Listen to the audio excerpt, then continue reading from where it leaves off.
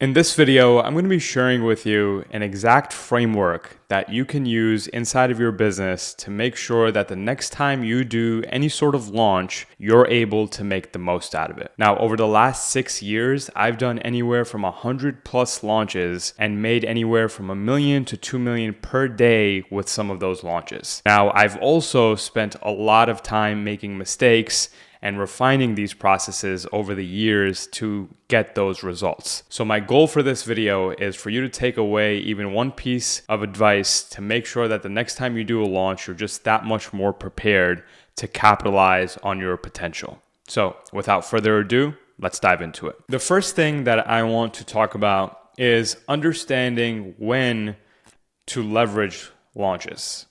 Now, a launch can serve many different purposes. And so we want to get crystal clear on the goal of what we're trying to achieve. Right now, for a digital business, right, it might be, or any business, it might be revenue, it might be drive more leads, it might be get more brand awareness. Now, one could probably make the argument that all of these things, brand awareness and driving more leads, all result to the revenue at the end of the day, which, sure, can be true. Now, the other thing is, if we're able to identify a little bit more closely of what specifically we're trying to achieve with these launches or with any launch, you'll be able to make that potential and maximize tenfolds of what you'll be able to do otherwise if that goal was just to make money off of it, right? And I'll show some examples to explain that a little bit more, because once you really define that, it can be a game changer of your entire positioning in your market. It can dictate not just the first launch, but how you do the second, third, or even fourth launch. And it can really projectile your long and give you just that much more breathing room in the space. A prominent example I'll use just right off the bat is Alex Hormozi, who did a book launch, I believe it was in 2023 or 2024, I forgot, for his book, 100 Million Leads.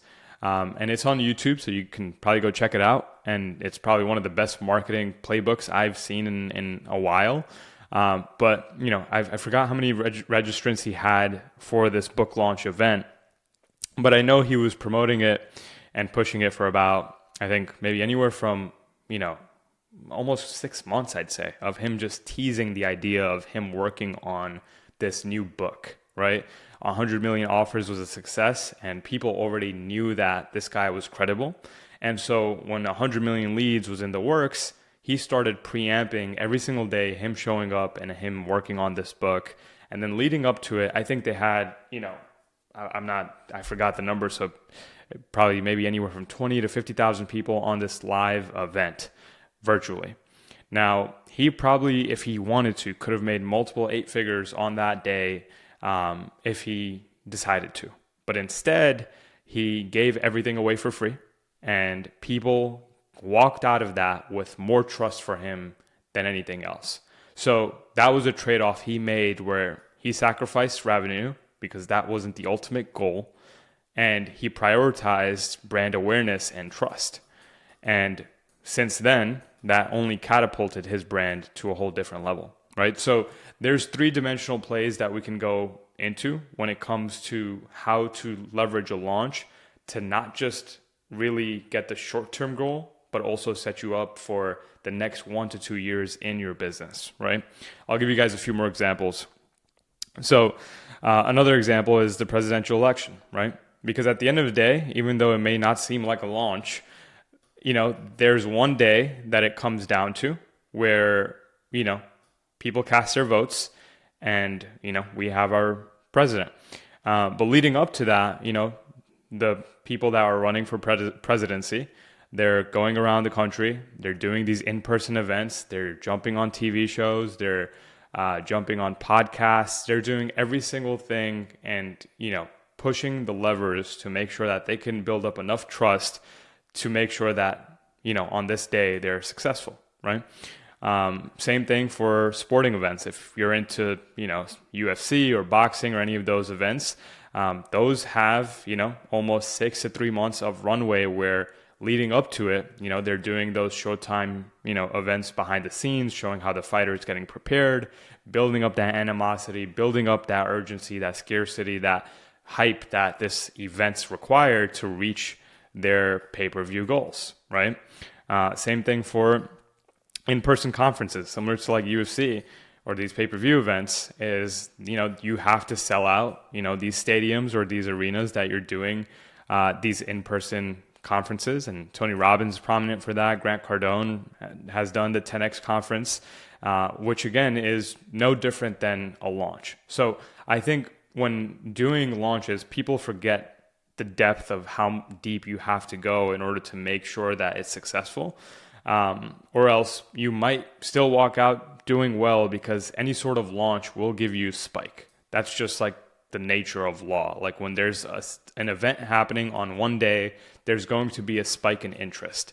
Now, it may look like that spike you had was a success. However, what you may have left on the table, or the potential you may have missed out on, could have been a lot more have, you just been that much more prepared. So that's the first thing. Now, once you define your goal, the next thing we want to do is make sure that you have a validated offer or product. I'll go back to using Alex Hormozi's example. Someone who, proved for the first time when he launched 100 million offers that, this guy has value. He can provide a lot of information about this space or this topic. And so by the time it came to the second time for him to launch his second book, that trust was already built there, right?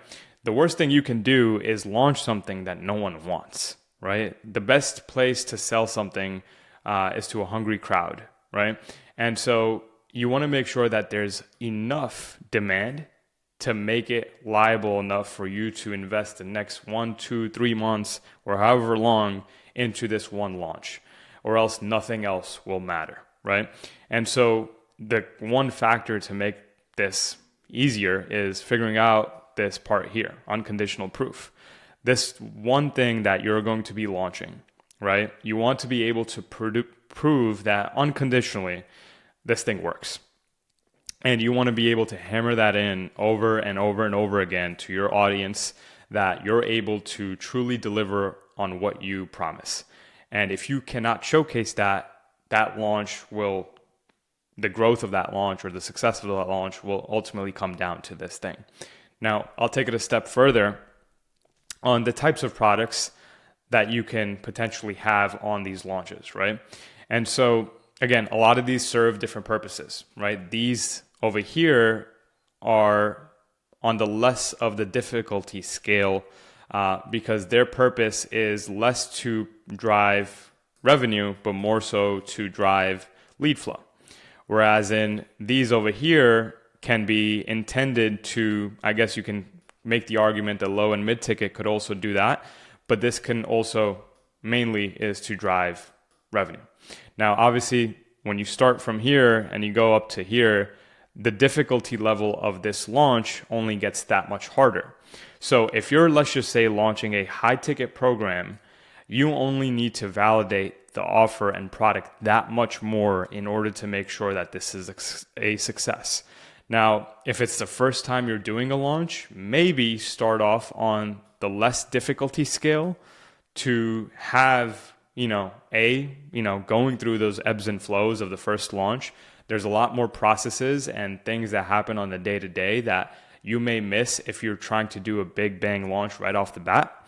And so starting off small with less risk to your brand, to your reputation, to all of those things, in my opinion, is an asset. But if you're more comfortable and you have a lot more trust and you have a lot more credibility to back up your product or offer, then by all means, you can also go up the ladder as well. But it is going to still require that much more intensity for you to be able to execute a high level launch like that. And so we'll talk about that in just a second on how to do that. So let's just say you validated the offer and you have the product in place. Great. Okay. Number 3 is going to be communication. Now, this is what in my opinion, if you nail these first 2 things, great. But if you're not able to be prepared enough, this can determine that spike that we talked about before, right? This could make the difference between you making 6 figures on a launch to almost $1 million on a launch. And we've seen it firsthand, right? And so there's 2 things here. Vehicles, right? Emails, wait lists, webinars, events, and the frequency of them. Now, these are all different ways to communicate with your audience. Now, if there's one thing that I've learned from all of these launches, it's that as the business owner, as the marketer, you probably feel like that the next person is aware of the things that you are, which is the least likely situation, right?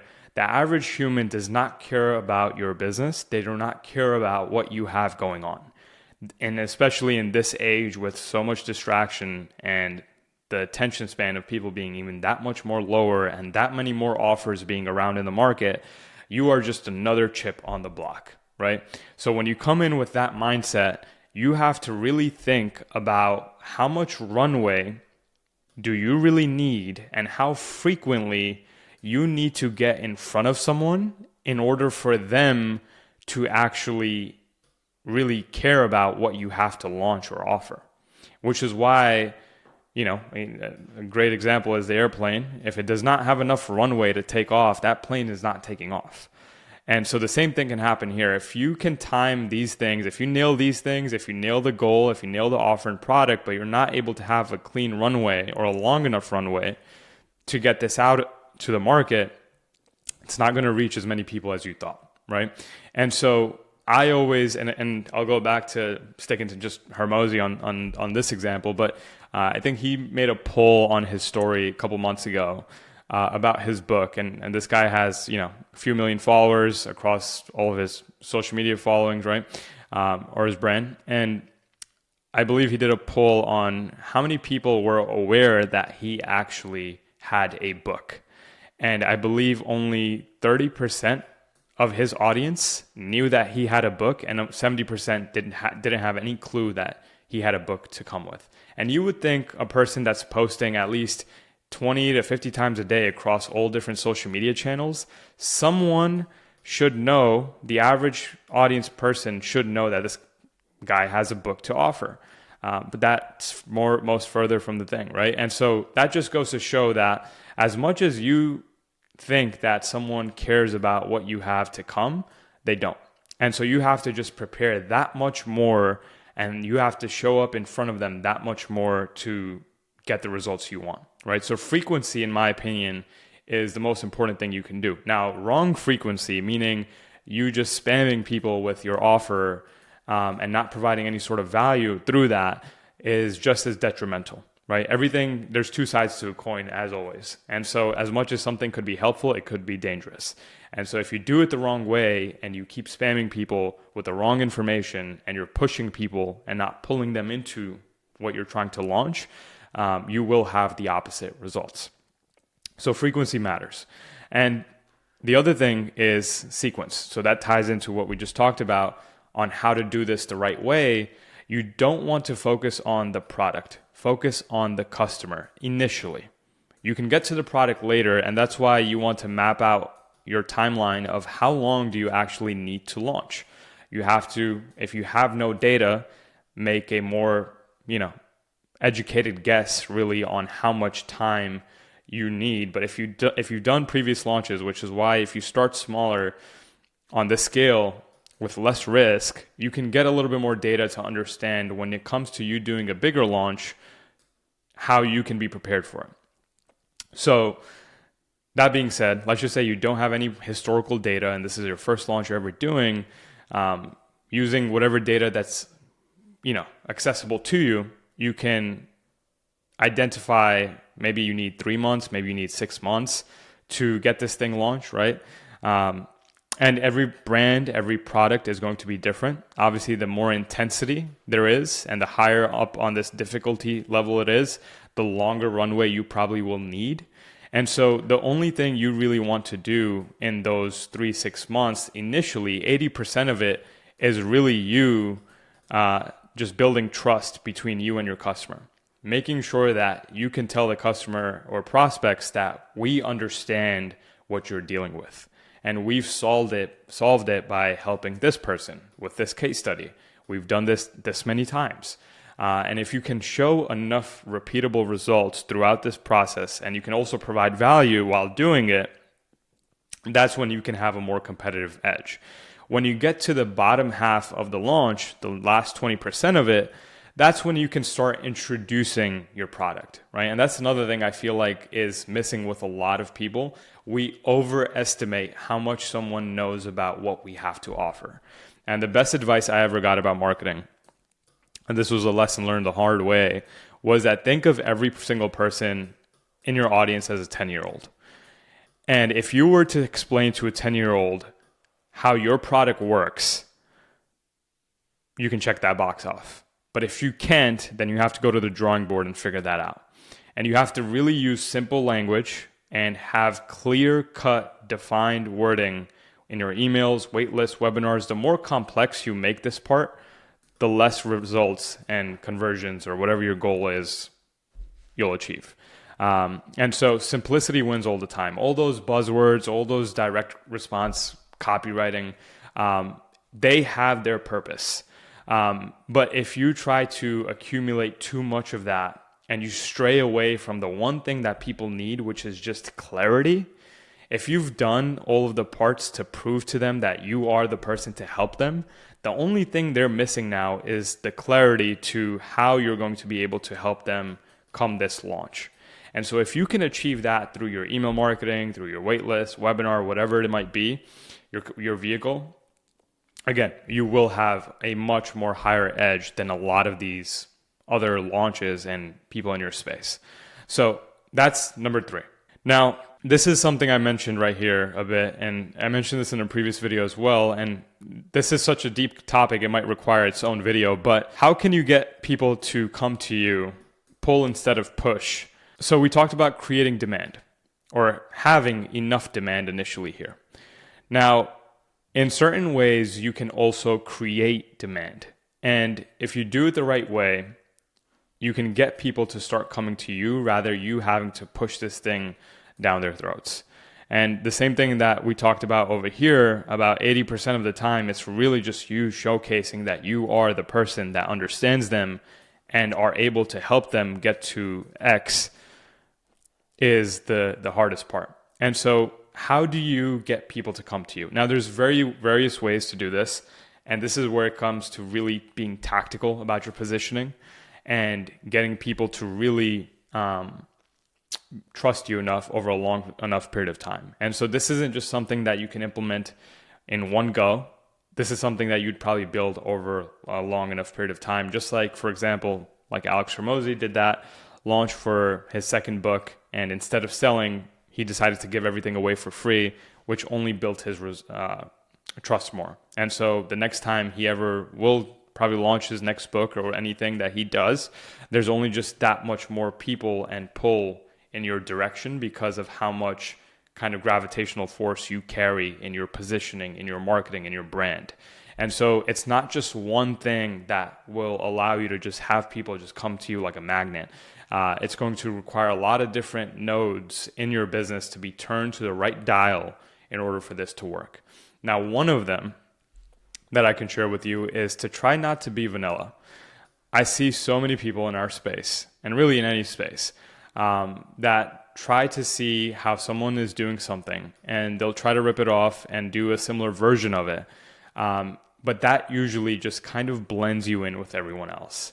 And so one of the best gravitational forces is to be different. If you can figure out a way to position your product, your offer, your brand, and make it in a way where people perceive you differently than everyone else, you automatically can attract people to come to you. Now, one way to do that is through storytelling.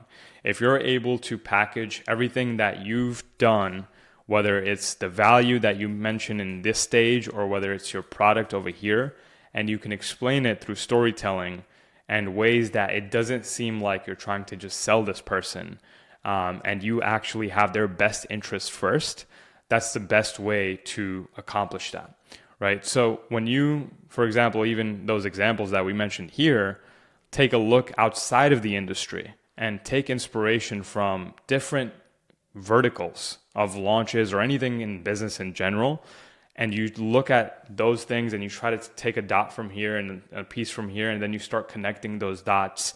That's when you can really master having a unique approach and storytelling within this whole entire process. So that kind of brings it all together, right? Now, before I end this, there's one last step that I think many people mess up when it comes to doing a launch. So let's just say you checked off all these boxes, you have your date over here, you have your runway defined, you figure out a way to stand out in the market and to really compel people to come to you, you complete your launch. Great. But what's next? That's something I feel like not a lot of people really plan on, or not a lot of brands really focus on. A lot of brands usually are really, if they're planning a launch, they'll do the launch, and then after the launch, they're back down to this plateau, right?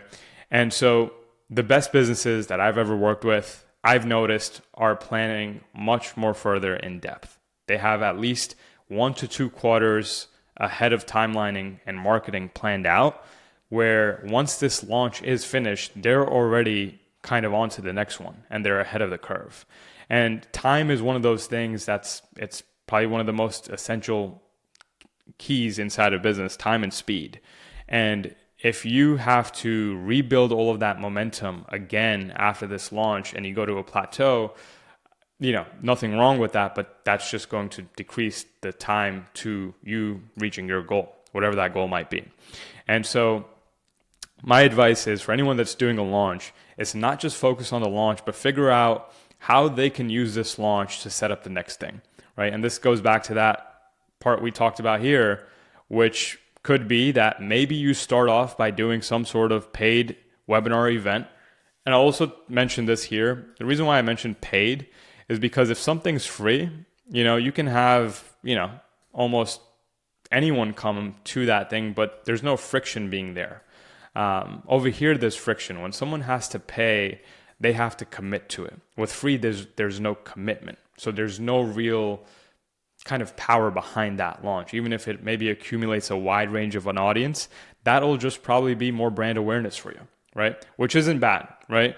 But if you're trying to get more on the upper side of lead flow and revenue, that's where you'll need to kick in with paid. Now, maybe that requires a whole separate video, but back to what I was just talking about, maybe you start off with doing a smaller event, and then that leads up to the next thing, and then the thing after, and the thing after. And maybe that's your quarterly plan, right? But really, it just comes down to you having an edge and knowing what you're going to be doing the next quarter right after. And that's probably been a game changer in why some brands have been able to stand tall and last longer than most others. So that's ultimately it. So I hope you guys enjoyed this video, and be sure to let me know whatever you guys enjoyed or any other topics you'd like me to go deeper on. And I'll see you guys in the next one.